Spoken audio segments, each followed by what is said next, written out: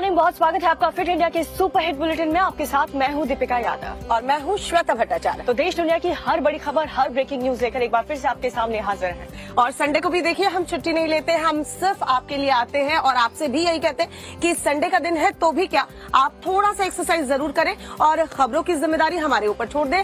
हर एक खबर से हम आपको अपडेट रखेंगे, तो बने रहिए 2 घंटे के लिए हमारे साथ। और चलिए फिट इंडिया के सुपर हिट बुलेटिन की शुरुआत बड़ी खबर के साथ करते हैं। अयोध्या से बड़ी खबर मिल रही है, जहां अयोध्या गैंगरेप केस में अब प्रशासन का एक्शन जो है वो देखने को मिला है। यहां आरोपी सपा नेता मोईद खान की बेकरी पर बुलडोजर एक्शन देखने को मिला है। इस मामले पर सियासत भी गरमाई हुई है। इस बीच आज अयोध्या बीजेपी का प्रतिनिधिमंडल जो है वो पहुंचने वाला है। अयोध्या गैंगरेप मामले को लेकर अयोध्या जाएगा बीजेपी का प्रतिनिधिमंडल, पीड़ित परिवार से मुलाकात करेगा। मुलाकात के बाद आलाकमान को रिपोर्ट जो है वो सौंपी जाएगी। राज्यसभा सांसद बाबूराम निषाद के नेतृत्व में दरअसल ये डेलीगेशन जो है वो अयोध्या पहुंचेगा। कल आरोपी मोईद खान की बेकरी का जो अवैध निर्माण किया गया था उस पर बुलडोजर एक्शन देखने को मिला है। तो अयोध्या गैंगरेप केस में जो बड़ा अपडेट सामने आ रहा है वो हम आपको बता रहे हैं, जहां सपा नेता मोईद खान की बेकरी पर बुलडोजर एक्शन हुआ है।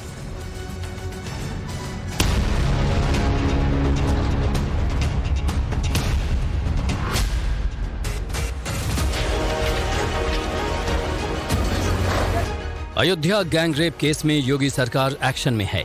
बच्ची की मां से सीएम योगी की मुलाकात के 24 घंटे के बाद ही आरोपी सपा नेता मोईद खान की बेकरी को बुलडोजर से ढा दिया गया। ये बेकरी अवैध तरीके से एक तालाब के ऊपर बनी थी। इसके बाद प्रशासन का बुलडोजर मोईद खान की दूसरी बिल्डिंग पर पहुंचा, लेकिन बिल्डिंग में एक बैंक चल रहा है, इस वजह से बिल्डिंग को तोड़ा नहीं गया। प्रशासन ने बैंक को 1 हफ्ते में बिल्डिंग खाली करने का नोटिस दिया है। अयोध्या में नाबालिग के साथ गैंगरेप की वारदात पर अब तक चुप्पी की चादर ओढ़े समाजवादी पार्टी के नेताओं ने मुंह खोला तो प्रशासन के बुलडोजर एक्शन पर ही सवाल उठा दिए। अखिलेश ने जहां आरोपियों के डीएनए टेस्ट की मांग कर दी, तो वहीं उनके चाचा शिवपाल यादव ने पीड़िता और आरोपी के नार्को टेस्ट की डिमांड कर दी। लेकिन ये तो इस तरह की घटनाएं और भी करा सकते हैं। जहाँ जहाँ चुनाव हैं इस तरह की घटना करा सकते हैं। ये हारे हुए लोग हैं, तो वो ही नहीं है इनके मन में जो चीज़ है, तो उसकी वजह से इसी तरीके से टूल दे रहे हैं। तो हम तो अपने समाजवादी पार्टी के लोगों से भी कहेंगे कि सावधान रहें। जहाँ जहाँ उपचुनाव हो रहे हैं वहाँ पर भी सावधान रहें। बीजेपी पर बड़ा हमला बोलते हुए शिवपाल यादव ने कहा कि भगवा पार्टी इस मामले पर राजनीति कर रही है। उन्होंने कहा कि अयोध्या के विधानसभा चुनाव में फायदा लेने के लिए बीजेपी ऐसा कर रही है। लेकिन बुलडोजर एक्शन के बीच अखिलेश यादव तो चाचा से 2 कदम आगे निकल गए। उन्होंने आरोपियों के डीएनए टेस्ट की मांग कर दी, लेकिन साथ में ये भी कहा कि अगर डीएनए टेस्ट के बाद आरोप झूठे साबित हों तो अधिकारियों को भी नहीं बख्शा जाए। अखिलेश और शिवपाल यादव की ऐसी डिमांड पर बीजेपी पूरी तरह आक्रामक हो गई। यूपी के डिप्टी सीएम केशव मौर्य ने कहा कि बलात्कारियों को बचाना समाजवादी पार्टी की जन्मजात फितरत है। अगर बलात्कारी मुसलमान हो तब पूरा का पूरा सैफई परिवार उसे बचाने के लिए खूंटा गाड़ देता है। सपा होगी सफा। तो डीएनए की बात कर रहे हैं, बड़ा ताज्जुब की बात है। क्या अखिलेश जी, आपने जब आप सत्ता में सीएम रहे तो कितने लोगों के डीएनए टेस्ट कराने के उपरांत उन पर कार्रवाई करने का काम किया था मामलों में? अखिलेश जी से अपेक्षा थी कि ऐसे कुकृत्य करने वाले, जघन्य अपराध करने वालों को संरक्षण देने की बजाय पार्टी से निकाल करके कठोर कार्रवाई है खुद ही अपनी ओर से आवाज देने का काम करेंगे। डीएनए टेस्ट की डिमांड वाले अखिलेश के इस पोस्ट पर बीएसपी सुप्रीमो मायावती ने भी पलटवार किया। गैंगरेप के इस मामले में एक्शन को लेकर मायावती ने एक तरह से यूपी सरकार का समर्थन किया और अखिलेश से सवाल पूछा कि जब वो सत्ता में थे तब उनकी सरकार में ऐसे आरोपियों के खिलाफ कितने डीएनए टेस्ट हुए। अयोध्या में 12 साल की बच्ची के साथ गैंगरेप की इस शर्मनाक वारदात पर मुख्यमंत्री योगी आदित्यनाथ पहले ही ऐलान कर चुके हैं कि समाज के ऐसे कलंकों को मिटाकर ही दम लेंगे। इस समाज के लिए सबसे बड़े कलंक है, इस समाज का कोड़ है, और इस कोड़ को जब तक हटाएंगे नहीं तब तक उत्तर प्रदेश की स्थिति को ठीक करने में कठिनाई होगी। 12 साल की बच्ची के साथ गैंगरेप की इस वारदात के बाद उत्तर प्रदेश की सियासत गरमाई हुई है। मौन तोड़ने के बाद अखिलेश और उनकी पार्टी के नेता आरोपी का खुलकर बचाव तो नहीं कर रहे, लेकिन प्रशासन के एक्शन पर सवाल जरूर उठा रहे हैं। लेकिन अखिलेश के विरोधी कह रहे हैं मासूम से दरिंदगी करने वाले हैवान को फांसी पर चढ़ाकर ही दम लेंगे। मैं आज के दिन में पीड़िता के न्याय दिलाने के लिए मैंने सदन में आवाज उठाई। जैसे मेरे समाज के लोग, मेरी पार्टी के लोग जिस दिन पता चला उसी दिन से खड़े हैं और अंतिम तक जब तक उसे फांसी पर नहीं लटका देंगे तब तक डॉक्टर संजय उसके लिए लड़ाई लड़ेंगे। फिलहाल अयोध्या गैंगरेप केस में डीएनए और नार्को टेस्ट की मांग के बीच राजनीतिक आरोप प्रत्यारोप का दौर जारी है।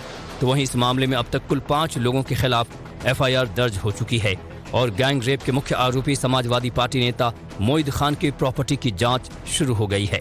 मोईद खान की 5 और प्रॉपर्टी को चिन्हित किया गया है, जिसमें उसका घर और कुछ जमीनें हैं जिस पर उसने अवैध कब्जा किया है। इन सब पर भी जल्द एक्शन होने वाला है।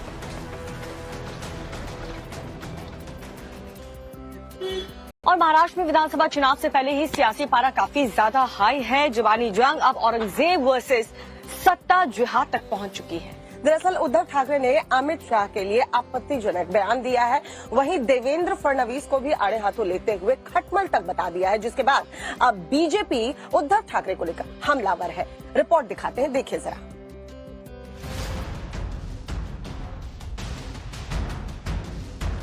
विधानसभा चुनाव के नजदीक आते ही महाराष्ट्र का पॉलिटिकल पारा हाई होता जा रहा है और इस हाई वोल्टेज सियासत में मर्यादा की सीमा को लांघते नजर आए उद्धव ठाकरे। उद्धव ने बीजेपी पर सत्ता जिहाद करने का आरोप लगाया, महाराष्ट्र के डिप्टी सीएम देवेंद्र फडणवीस को खटमल कहा और फिर केंद्रीय गृह मंत्री अमित शाह के खिलाफ आपत्तिजनक बयान दे दिया। अहमद शाह अब्दालीचा राजकीय वंशज अमित शाह, अहमद शाह अब्दाली तो पण शाहच होता, तो अहमद शाह होता, हे अमित शाह आहेत। अहमद शाह अब्दालीचा हा राजकीय वंशज हा इकडे वळवळायला आला होता। दरअसल 21 जुलाई को अमित शाह ने पुणे में उद्धव ठाकरे को औरंगजेब फैन क्लब का लीडर कहा था। औरंगजेब फैन क्लब कौन है? ठीक है, अघाड़ी वाले हैं।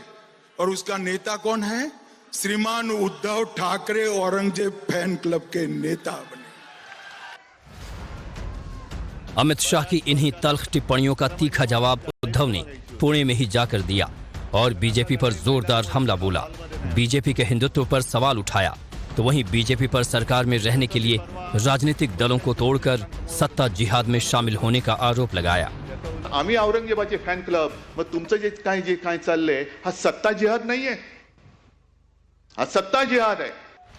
देवेंद्र फडणवीस को लेकर दिए गए अपने बयान पर उद्धव ठाकरे ने कहा कि मैंने किसी एक व्यक्ति को चेतावनी नहीं दी थी, मेरी चुनौती पूरी बीजेपी के लिए थी। इसके साथ उन्होंने ये भी कहा कि मैं खटमलों को चुनौती नहीं देता, खटमलों को मसल कर खत्म किया जाता है। उद्धव के इस बयान के बाद बीजेपी और शिवसेना शिंदे गुट के नेता उन पर टूट पड़े हैं। ठाकरे का मानसिक संतुलन बिगड़ने का आरोप लगा रहे हैं। उद्धव ठाकरे एक निराश और हताश व्यक्ति है और इस निराशा के कारण उनके दिमाग पर बुरा असर हुआ है और आज का भाषण करने के बाद उन्होंने ये दिखा दिया कि वो सचमुच औरंगजेब फैन क्लब के सदस्य हैं। यही उद्धव साहब अगर ये बात कर रहे हैं कि अमित शाह जी को हम किसी का मुस्लिम किसी का नाम देंगे, तो हमारा सवाल उद्धव जी को है कि अगर आप उनको नाम दे रहे हैं तो आपके प्रचार में लोकसभा के हरे झंडे लेके कौन खड़ा था? आपके प्रचार में बॉम्ब स्फोट का आरोपी जो आपका प्रचार कर रहा था, तो आप किस मुंह से इस बयानबाजी को जन्म दे रहे हैं और अमित शाह जी को बता रहे हैं कि हम उसको ये नाम से पुकारेंगे? शर्म आनी चाहिए। महाराष्ट्र की सियासी लड़ाई अब औरंगजेब फैन क्लब वर्सेस सत्ता जिहाद की हो चुकी है।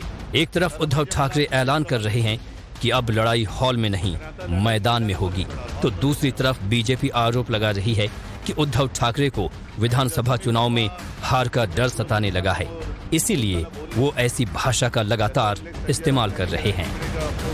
केरल से है। केरल के वायनाड में देखिए, यहाँ पर कुदरत ने ऐसी तबाही मचाई है, पूरा देश मानो हिल सा गया है। वहां से जो तस्वीरें सामने आ रही हैं वो दिल दहला देने वाली सामने आ रही हैं। सूजीपारा वाटरफॉल की तस्वीर हम आपको दिखाएंगे। यहाँ 3 लोग जो है वो फंसे हुए हैं। और इन तीनों को कैसे बचाया गया, रेस्क्यू ऑपरेशन का एक वीडियो सामने आया जिसे आप भी देखेंगे तो आपका भी दिल दहल जाएगा।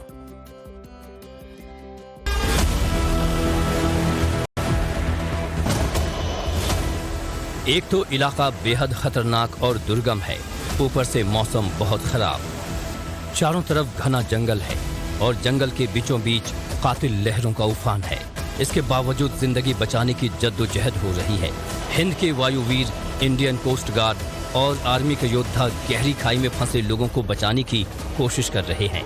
रोमांच और खतरों से भरा ये रेस्क्यू ऑपरेशन केरल के वायनाड का है। दरअसल सर्च ऑपरेशन के दौरान कोस्ट गार्ड ने 3 लोगों को सूजीपारा जलप्रपात के पास फंसा हुआ देखा।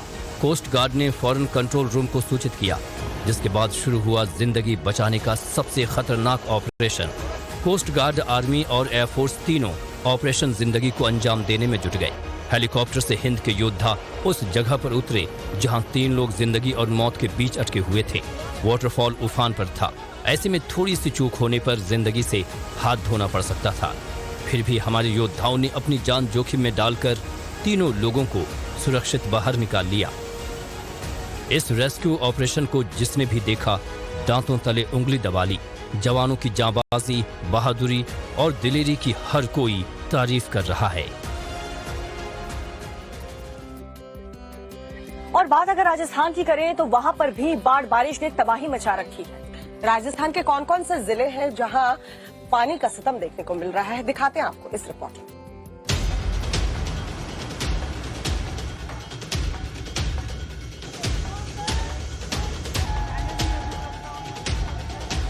पूरब से लेकर पश्चिम तक और उत्तर से लेकर दक्षिण तक आधे हिंदुस्तान में आसमान से आफत भरी बारिश हो रही है।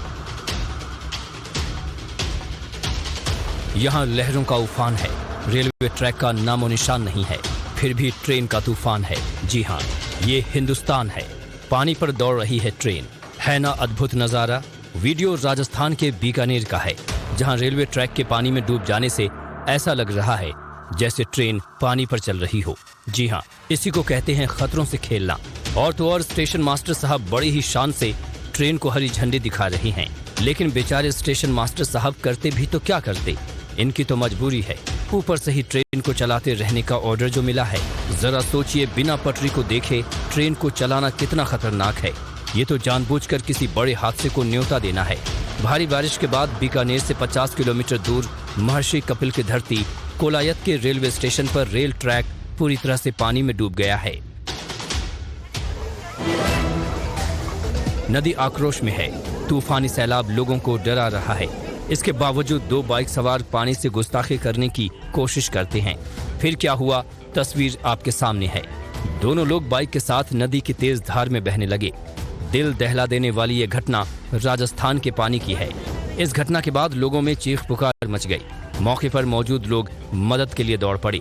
पानी का बहाव काफी ज्यादा था, ऐसे में लोगों ने ह्यूमन चेन बनाकर रस्सी फेंका और कड़ी मशक्कत के बाद दोनों को नदी से बाहर निकाल लिया और दोनों युवकों की जान बाल बाल बच गई।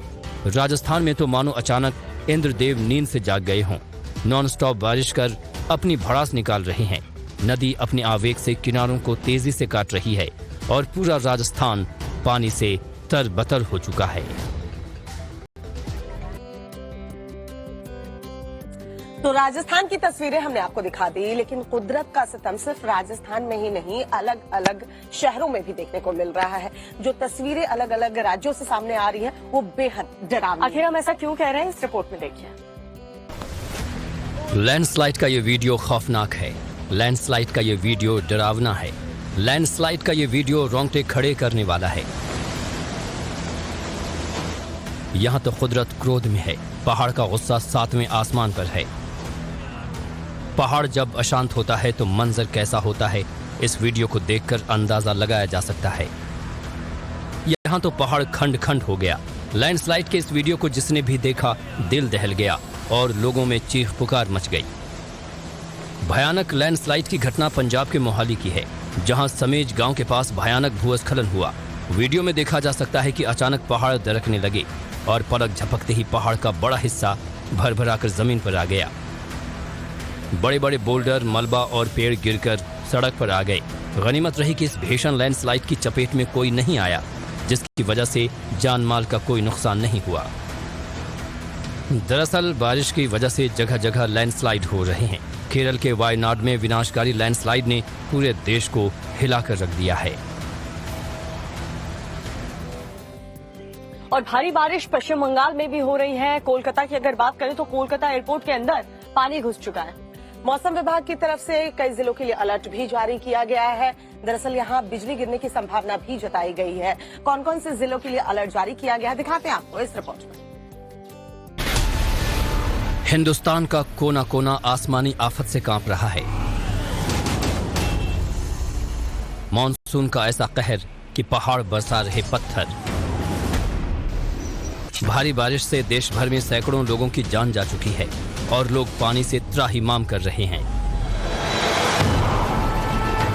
सैलाब से तबाही और बर्बादी का ये मंजर पश्चिम बंगाल के पश्चिमी मिदनापुर का है। यहाँ इतनी बारिश हुई कि नदी में उफान आ गया और लकड़ी का बना ये अस्थायी पुल सैलाब में बह गया। पुल के बहने से हुगली और घाटोल के बीच संपर्क कट गया। लकड़ी और बांस का बना ये पुल कई गांव के लोगों के आवागमन का एकमात्र सहारा था। ऐसे में अब लोग जान जोखिम में डालकर नाव का सहारा ले रहे हैं।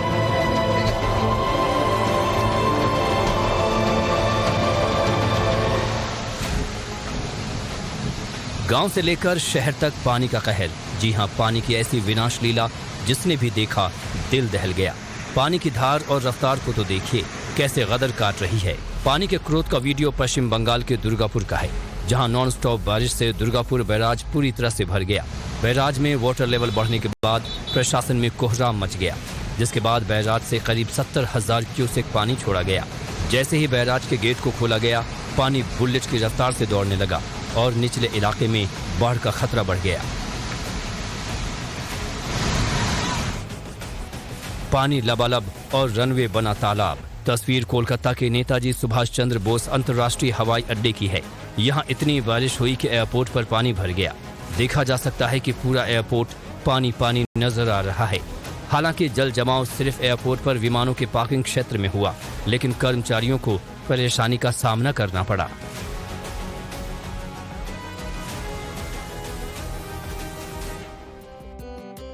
और देखिए भारी बारिश का कहर जो है गुजरात में भी देखने को मिल रहा है। यहाँ नदी नाले उफान पर है, निचले इलाकों में हाल बेहाल है। गुजरात के डांग से कुछ ऐसी तस्वीर आई है सामने जिसे देख करके आप भी समझ आएंगे कि जो मौजूदा स्थिति गुजरात के डांग में बनी हुई है वो बेहद खतरनाक है।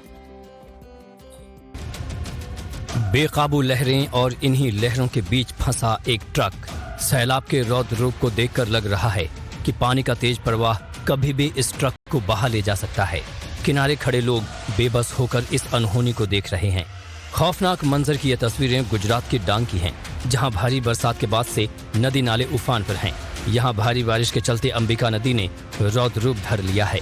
अपनी हदों से बाहर निकलकर अंबिका नदी का पानी डांग के निचले इलाकों में कहर बरपाने लगा और इसी का नतीजा है कि डांग के सापुतारा इलाके में एक ट्रक सड़क पर फंस गया। पानी के तेज बहाव को देखकर ऐसा लग रहा है कि जैसे ये किसी सड़क की नहीं बल्कि उफनती नदी की तस्वीर है। वीडियो में देखा जा सकता है कि ट्रक आधे तक पानी में डूब चुका है। गनीमत ये रही कि वक्त रहते गांव वालों ने ट्रक ड्राइवर और उसके साथी का रेस्क्यू कर लिया। फिलहाल ये वीडियो सोशल मीडिया पर तेजी से वायरल हो रहा है। बारिश के सितम की झारखंड में 15 जिले ऐसे हैं जहां बारिश का कहर देखने को मिल रहा है। रांची में तो झरने भी ओवरफ्लो हो चुके हैं। गिरिडीह की बात करें तो वहां पर एक ट्रैक्टर बुरी तरह से फंस गया और उसके बाद क्या हुआ इस रिपोर्ट में देखिए। झरने का पानी डरा रहा है। प्रचंड वेग के साथ गिरते पानी के इस शोर से लोग दहल जा रहे हैं। तस्वीरें झारखंड की राजधानी रांची की हैं, जहां मूसलाधार बरसात के बाद झरने और बांध ओवरफ्लो हो गए हैं। ओवरफ्लो हुए एक झरने का बहुत ही डरावना वीडियो सामने आया है। रांची समेत झारखंड के 15 जिलों में लगातार तेज बारिश के बाद जनजीवन पूरी तरह प्रभावित हो गया है। रांची में बारिश के बाद स्थिति और भी बुरी हो गई है। शहर में बाढ़ जैसे हालात बन गए हैं, तो वहीं झारखंड के गिरिडीह में तो कुदरत के क्रोध काल जैसा मंजर दिखा। भारी बारिश के बाद गिरिडीह मटरूखा इलाके में बराकर नदी में अचानक पानी बढ़ गया और 4 ट्रैक्टर फंस गए। पानी के तेज प्रवाह में एक ट्रॉली पलटी हुई भी नजर आ रही है। बताया जा रहा है कि नदी में बढ़ते पानी के बावजूद ये ट्रैक्टर रेत की अवैध खुदाई में लगे हुए थे। लेकिन जैसे ही नदी में पानी का स्तर अचानक बढ़ा तो मजदूरों और ट्रैक्टर ड्राइवर ने हालात से निपटने की कोशिश की, लेकिन उन्हें नाकामी मिली। लिहाजा जान बचाने के लिए उन्हें ट्रैक्टर छोड़कर भागने पर मजबूर होना पड़ा। इस वक्त उत्तर प्रदेश के इटावा से आ रही है। आपको बता दें, यहाँ लखनऊ आगरा एक्सप्रेसवे पर एक बड़ा हादसा हुआ है। तेज रफ्तार कार डबल डेकर बस से जा टकराई है। कार से टक्कर के बाद बस जो है खाई में गिरी है। भीषण हादसे में कार सवार 3 लोगों की मौत की खबर मिल रही है। बस में सवार 4 लोगों की भी जान चली गई है। बस रायबरेली से दिल्ली की तरफ जा रही थी जब ये हादसा हुआ। उत्तर प्रदेश के इटावा से इस वक्त की बड़ी खबर आपको बता रहे हैं, जहां लखनऊ आगरा एक्सप्रेसवे पर यह बड़ा हादसा हुआ है। तेज रफ्तार कार जो है डबल डेकर बस से टकराई है। कार से टक्कर के बाद बस खाई में गिरी है। इस भीषण हादसे में कार सवार 3 लोगों की मौत हो गई है, वहीं बस में सवार 4 लोगों की भी जान चली गई है। बस रायबरेली से दिल्ली की तरफ जा रही थी जब ये भीषण हादसा हुआ।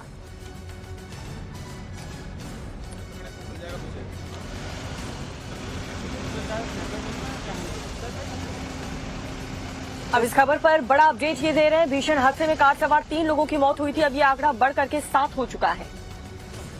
बस और कार सवार जो लोग हैं, कुल अभी तक जो संख्या सामने आ रही है मरने वालों की, वो 7 सामने आ रही है। बस सवार 4 लोगों की मौत हुई है, वहीं कार सवार 3 की जान इस भीषण हादसे में गई है।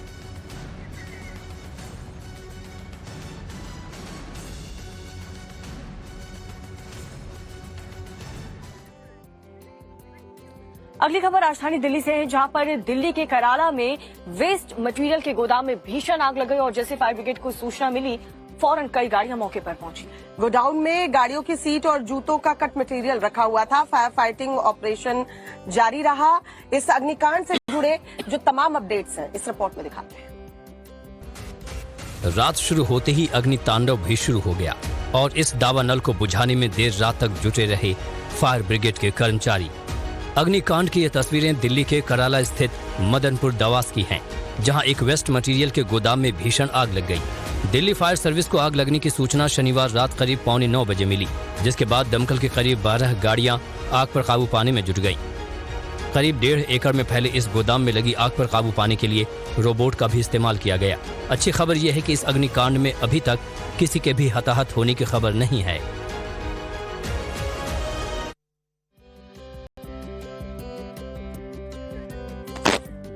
और बड़ी खबर दिल्ली के राजेंद्र नगर से आ रही है, जहां बेसमेंट कांड के खिलाफ छात्रों का गुस्सा जो है देखने को मिला है। आंदोलन छात्रों का अभी भी जारी है। राजेंद्र नगर में रात में छात्रों का प्रदर्शन भी देखने को मिला।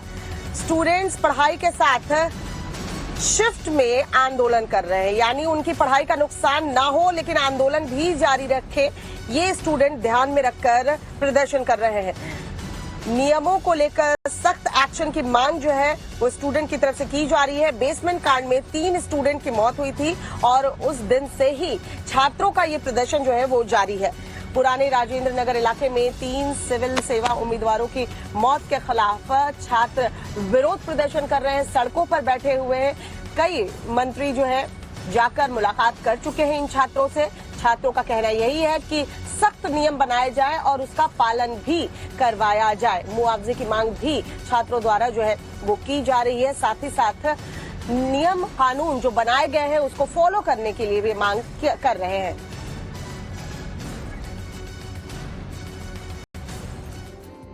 उत्तर प्रदेश में चल रहे मदरसे एक बार फिर से मुख्यमंत्री योगी आदित्यनाथ की रडार पर आ गए हैं।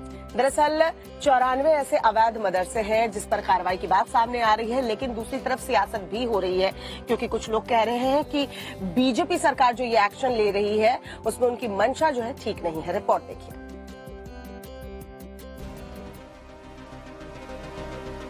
यूपी में फर्जी मदरसों पर एक्शन की शुरुआत हो चुकी है। पहले अवैध रूप से चल रहे मदरसों में पढ़ने वाले छात्रों को आसपास के बेसिक स्कूलों में शिफ्ट किया जाएगा और फिर इन अवैध मदरसों पर जल्द ताला लगा दिया जाएगा। अवैध मदरसों पर ताला लटकाने का आगाज अलीगढ़ से होने जा रहा है। अलीगढ़ में कुल 214 मदरसों का सर्वे किया गया था।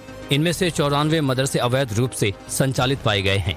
इन्हें किसी भी बोर्ड से या किसी भी तरह की दूसरी मान्यता नहीं मिली है।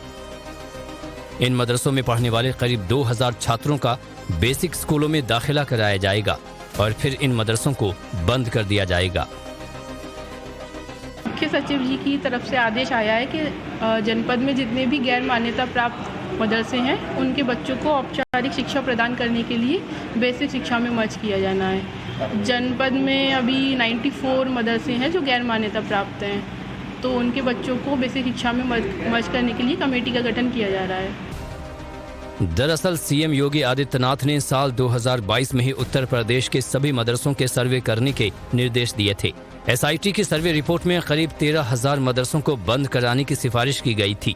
सर्वे के बाद हाल ही में यूपी के मुख्य सचिव की ओर से 8,449 मदरसों को नोटिस जारी किया गया था, जिसके बाद all India Muslim personal law board के सदस्यों ने भी सीएम योगी से मुलाकात कर एक्शन पर रोक लगाने की मांग की थी। लेकिन योगी सरकार के रडार पर आए इन फर्जी मदरसों को राहत मिलती नजर नहीं आ रही है। अलीगढ़ के मदरसा संचालकों का दावा है कि कोई भी मदरसा अवैध नहीं है। मदरसे किसी न किसी सोसाइटी या ट्रस्ट से जुड़े होते हैं। मजहबी तालीम देने से रोके जाने को हम किसी भी कीमत पर बर्दाश्त नहीं कर सकते। ये ख्याल रखना और ये सोच रखना कि सिर्फ एक समुदाय के मदरसों को या एक समुदाय को टारगेट बनाना, ये जहाँ तक मैं समझता हूँ ये ठीक नहीं है। जो काम करना चाहिए था वो काम पे नहीं ध्यान दिया जा रहा है, बल्कि जो काम नहीं करना चाहिए था उस पर ध्यान दिया जा रहा है। बेहतर होगा हम प्रशासन के आदेश को मानेंगे, लेकिन वो आदेश जो हमारे मजहब में आकर के टकराव करे और हमारे मजहबी तालीम में आकर मुदाखलत करे तो उसको कहीं न कहीं तो उस पर हमें नज़रअंदाज करना पड़ेगा। मदरसों की सर्वे रिपोर्ट आने के बाद प्रशासन का एक्शन शुरू होने से पहले ही विपक्षी नेताओं ने योगी सरकार को घेरना शुरू कर दिया है। विपक्षी नेताओं का आरोप है कि यह कार्रवाई बदले की भावना से की जा रही है और इसका मकसद यूपी में होने वाले उपचुनाव में सियासी फायदा हासिल करना है। ये हिंदू मुसलमान की राजनीति करने वाले लोग हैं, क्योंकि इनके पास कुछ डिलीवर करने के लिए नहीं है जनता को। जिस इंसान का शिक्षा से ही मतलब नहीं है, वो इंसान शिक्षा को, बच्चों के भविष्य को लेकर कभी संवेदनशील नहीं हो सकते। उन्हें सिर्फ सियासत करनी है, सियासत करने वाले लोग। इन सब का मकसद सिर्फ ये जो उपचुनाव होने वाले हैं, सिर्फ और सिर्फ इतना बेचारे का दिल है कि किसी तरह वो जीत जाए। कैसे बचाएंगे सरकार? बड़ा गंभीर, बहुत बड़ा मुद्दा ये है, सरकार कैसे बचाए। ये 10 सीटें भी चलेंगी तो कुर्सी चली जाएगी। फिलहाल उत्तर प्रदेश में मदरसों का मुद्दा गर्म हो चुका है। जैसे जैसे फर्जी मदरसों पर एक्शन होगा, यूपी का सियासी पारा और चढ़ता चला जाएगा। खबर जो इस वक्त आ रही है पश्चिम बंगाल से, आपको बता दें यहाँ लगातार बारिश की वजह से कई जिलों में हालात जो है वो बेहद ही खराब हो रहे हैं। पिछले 2 दिनों से लगातार बारिश हो रही है और इस वजह से दामोदर नदी के जलस्तर में बढ़ोतरी देखने को मिली है। इसके कारण कई इलाके जो है वो जलमग्न बताए जा रहे हैं। लोगों को काफी दिक्कतों का सामना करना पड़ रहा है। पातीहाल से जगत बल्लारपुर ग्रामीण अस्पताल जाने का एकमात्र रास्ता है जो काना दामोदर के ऊपर से होकर गुजरता है। उस रास्ते पर पानी भर जाने की वजह से लोगों के आने जाने में परेशानी हो रही है।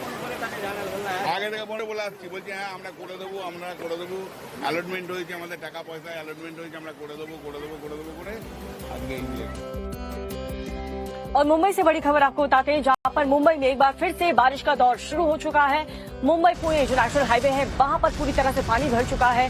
रोड पर पानी भर चुका है, ट्रैफिक जाम की समस्या और साथ ही भारी बारिश की वजह से विजिबिलिटी भी काफी कम हो गई है।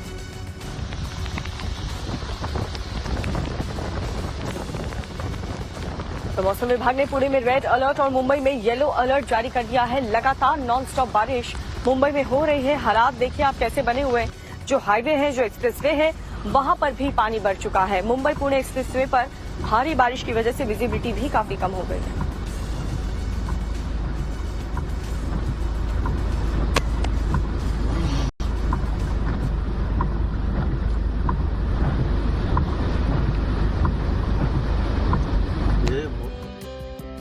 और एक बड़ी और अच्छी खबर आपको बता दें, भारतीय प्रधानमंत्री नरेंद्र मोदी एक बार फिर से दुनिया के सबसे लोकप्रिय नेता जो है वो बन गए हैं। दरअसल मॉर्निंग कंसल्ट नाम की ग्लोबल डिसीजन इंटेलिजेंस फर्म ने दुनिया के 25 देशों के प्रमुखों की अप्रूवल रेटिंग जारी की है। इस लिस्ट में अगर बात करें 69% रेटिंग के साथ पीएम मोदी पहले स्थान पर है। और लिस्ट में दूसरा जो स्थान है वो है मैक्सिकी राष्ट्रपति आंद्रेस मैनुएल लोपेज का और उनकी अप्रूवल रेटिंग 60% है। अमेरिकी राष्ट्रपति जो बाइडेन टॉप 10 नेताओं में भी शामिल नहीं है।